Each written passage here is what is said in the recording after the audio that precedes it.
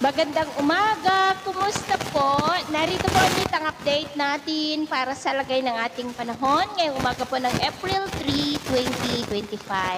Sa ngayon po ay nananatili na walang anumang banta ng sama ng panahon sa loob at labas ng ating area of responsibility, pero may mga weather system na nakakaapekto po ngayon dito sa ating bansa. Northeasterly surface wind flow ang umiiral dito sa may Luzon, easterly sa Visayas at Mindanao, at may frontal system sa ilang bahagi po ng Northern Samar at Masbate maging sa may Sorsogon. At sa ating long range forecast, consistent pa rin na walang bagyo na namamataan na tatawid po sa ating kalupaan for the next 2 weeks.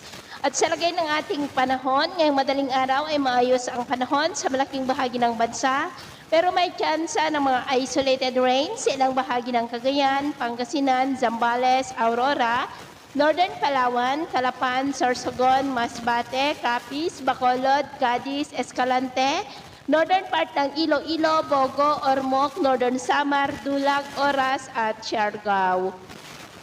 At mamaya po ay sisikat naman ang araw sa malaking bahagi ng ating bansa, mainit at maalinsangan, pero asahan pa rin ang cloudy skies with isolated rain sa ilang bahagi ng Cagayan, Pangasinan, coastal areas ng La Union, Aurora, Zambales, Calapan, Northern Palawan, Sorsogon, Catanduanes, Masbate, Northern Samar, Estancia, Cadiz at Bogo.